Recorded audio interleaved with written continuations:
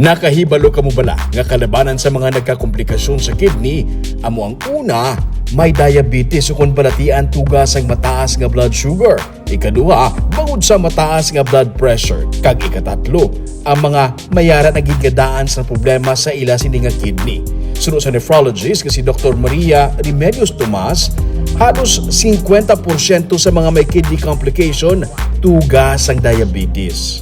So number one, that is diabetes nga naga-cause kidney complications. Kung mag-survey ka, mga 50% gid sang patients nga may kidney problem naghalin sa diabetes, complications ng diabetes. Number two, complications ng high blood.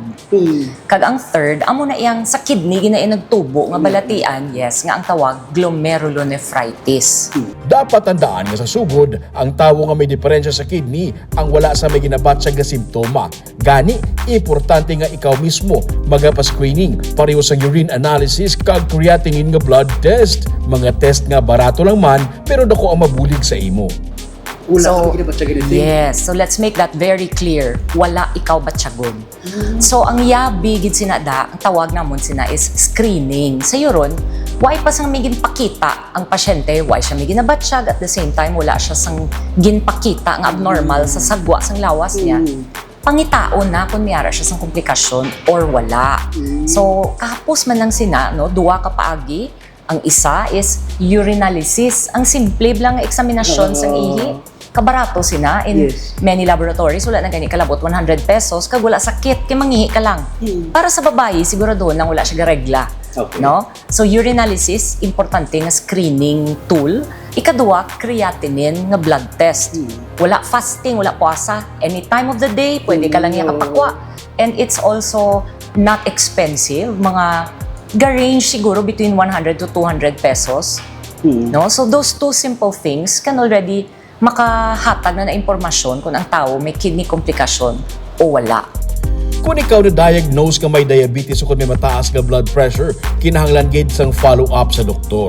Tandaan, nga hindi tanan nga may diabetes kag may mataas nga blood pressure, palareho lang ang pagbulong. No, kay ang aton bala ni pagbulong sini nga balatian, hindi ni one size fits all. Yes. Kag ay ini recipe pareho sa magluto, kabla nga sundon mo lang na and ma-apply mo na sa tanan, hindi na mo. So importante ang follow-up after ka nga ma-diagnose. Mabalik-balik kagid kilanan sa doktor. Usually ang doktor gahatag man na schedule. Yes. Pwede nga sa umpisabi kung daw hindi gid mayo imo nga mga resulta, pwede kada bulan. Pero habang naga-improve ang imo results, galaka man ina siya. So may purpose ang pagbalik-balik. Hindi na iya kay para lang iya nga magdamo ang kwarta sang doktor or sang laboratory, no? At the end of the day, para ginaya sa pasyente. Sa sininga pamaagi, malikawan ang komplikasyon. May 5 ka mga stages ang chronic kidney disease o kung CKD. Kung magsiling kita nga chronic, nag-amat-amat na ini-develop sa sulod sang pila ka bulan o kung tinuig. Kag, ang pinakamasubo diri kay hindi na ini mag-ayo. Hindi na ma-reverse o kung madula pa ang balatian. Ma-progress na lamang ini sa 5 ka mga stages. Sa stage 1, maayo pa ang functions ng kidney. Ini man, sunod sa kay Dr. Tomas, ang best nga stage sa pagpabulong sang kidney kag pag-change sang lifestyle. It is not reversible. Hindi mo ma-reverse, hindi mo ma-erase. Once nga na-label na ang pasyente with chronic kidney disease, tendency sina ma-progress na siya sa 5 stages. So the earliest stage, amo na siyang stage 1, nami pa nang andar sang kidneys. That is the best tani nga stage to intervene. Oo, nga kung makahatag ka bulong, kung ang pasyente makasunod sang insakto nga pagpangabuhi, no, which includes sakto nga pagkaon, paglikaw sang mga bagay nga hindi nami para sa kidney. Kung mahimo ina sang patient together with medications, posible nga hinay katama ang iya progression nga makalikaw gid siya sa dialysis kung madakpan mo siya amo na katemprano. Sa sini pa lang nga stage, malikawan ang dialysis. Kung sa amo pa lang sining stage, may baluan na ang komplikasyon. Pero sunod sa kay Dr. Tomas, masami stage 3 na, madiskubrihan ang CKD. Bot silingon, 30 to 45% na lang sa kidney ang nag-function. Nagtaas na ang creatinine amukon nga nakit-an na sa lab results. Ang stage 4 naman, makita na sa hitsura sa pasyente nga lapsi na, madasig hapuon kag nagahubaw-hubaw ang tiil. Kag sa stage 5, less than 15% na lang sa kidney ang nagafunction, kag sa sini nga stage, kinahanglan na magpaidalom sa dialysis. At tawag sa sini nga stage, end stage na. Kung magsiling ka nga dialysis, i-take over ang isa ka organ nga wala nagafunction. It's to take over the function of an organ nga wala na nagaandar. So it is a substitute. No? We call it an artificial kidney, ang dialysis. Kay kung mag-end stage na ang pasyente, duwa naman gid lang ang options sina nga pasyente. Kay remember nga ang kidney function nga hindi nakalabot 15%, hindi na compatible with life. Hindi ka na mabuhi sang malawig kung naglabot ka na stage 5. Mayara man, of course, no, may option ang pasyente nga hindi gid mag-dialysis. Okay. Of course, no, kaya ginarespetar naton ang right sang pasyente to have autonomy sa iya mga desisyon sa parte sa lawas niya. Wala sang age limit ang ginadialysis nga pasyente gani sa Riverside Medical Center. May 99 years old na nga ginadialysis pa. Kag sa Riverside, may pila ka mga procedure nga pwede makapaidalom ang pasyente. May hemodialysis nga kadamo sa naga-avail subong bangod sang dako nga coverage gikan sa PhilHealth. Sa subong kay ang PhilHealth coverage ni saka na. So that's why damo na ta patients nga avail hemodialysis. Wala sila ba ginabayaran for that? May ara for mga like premium services Okay. nga additional nga ginabayaran nila. Pero kung basic lang yan. Kung basic, wala kit. As in, wala ka bayaran na? Wala na sila bayaran. Ang nila nga dialyzer up to 50 use na. So, sang una, kay ga-reuse na dialyzer up to 8, subong ga 50 use na.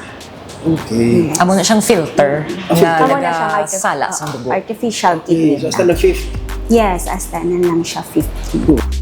Ang Riverside, ang nag-cater naman sa kidney transplant kag ang first case gani nanging successful kag tubtub sa karon nagakabuhi pa sa gihapon ang pasyente. Actually, may ara tasang 2023 nga successful KT, and then last year may duwa ta ka successful na KT, kidney transplant. Ang isa is... Ang before pandemic, nag-transplant na ta. Meron na. Yara man. Dugay na yan, hindi yung transplant. Yes, sir. Dugay na taga-transplant sa Riverside. Kag mayara man sa peritoneal dialysis naman, ang dialysis nga wala nagagamit sang makina. Sa peritoneal dialysis, ang filter is ang kaugalingon mo nga tiyan. Ginasulod ang cleaning na solusyon sa tiyan sang pasyente through a tube. Tapos ginapastay 4 to 6 hours. During that time, ginasuyok sang cleaning solution ang higko. Kag ang tanan nga hindi mayubla para sa lawas, kasaylo halin sa iya dugo kadto sa fluid sa tiyan niya. After 4 to 6 hours, i-drain out mo na, kag ihaboy to, pasulod ka naman bago nga fluid. So ginaobra mo na siya 3 to 4 times a day sa balay lang. May pila ka mga sala nga mga pagpati parte sa kidney dialysis. Una diri nga sakit kuno ini. Wala may mabatsagan ang pasyente nga kasakit sa sini nga proseso.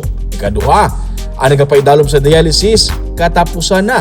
Hindi man ini matuod suno sa doktor kag ginasugpunan gani ang kabuhi kag makafunction ka pa sa gihapon bilang isa man ka estudyante o kun isa ka empleyado.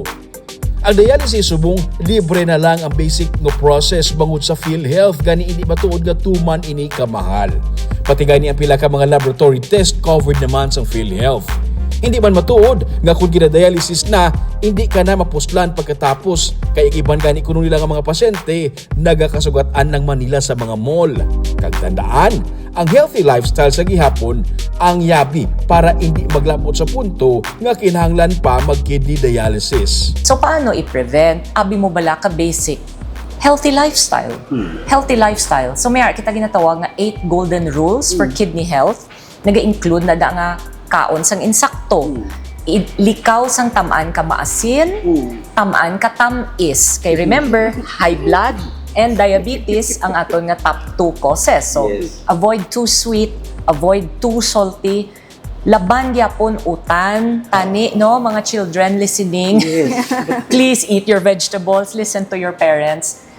exercise is important hindi lang sa health sang aton heart but even to avoid diabetes. Exercise is important and it helps to maintain a healthy weight. So dapat hindi ta tama ka niwang, hindi man ta tama ka bugat. No bisyo. Wala gid sang bisyo nga makabulig sa lawas. So no smoking, no excessive alcohol intake. Kag tandaan, ang pagmato-mato nga pag-inom sa bulong nga wala gid reseta sa imo ang mahimo magatuga man sa komplikasyon sa kidney kag madamo sang pasyente na subong nga gina-dialysis bangod sa pagmato-mato inom sang herbal nga mga bulong.